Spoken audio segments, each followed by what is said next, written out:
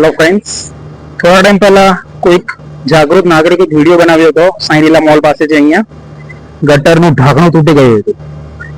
ગટરનું ઢાંકણું તો રિપેર થઈ ગયું, પણ એની હાલત જુઓ. અને આ રોડ અહીંયા સુધી બનાવ્યો છે, એના પછી જે રોડ જાય છે યાર્ડ તરફ અંદર, આ રોડની હાલત કોઈ સુધારો નથી કરવા માંગી રહ્યું.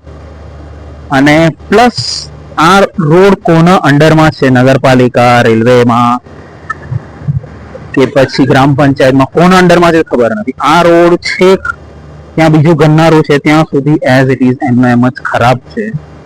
અને ઘણા વખતથી આ ખરાબ છે, એવું નથી કે અત્યારે જ ખરાબ થયો છે. જ્યારે આ નવો રોડ બન્યો એના પછી અહીંયા કોઈ સુધારો કરવામાં આવ્યો નથી.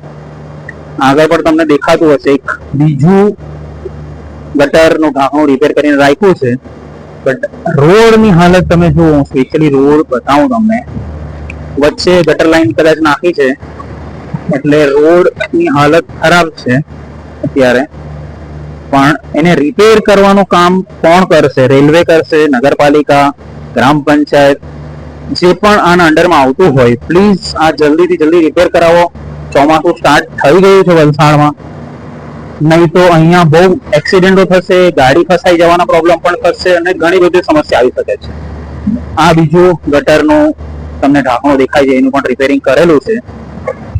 આવા જ ન્યૂઝ તમારી આજુબાજુ હોય તો અમને જાણ કરો.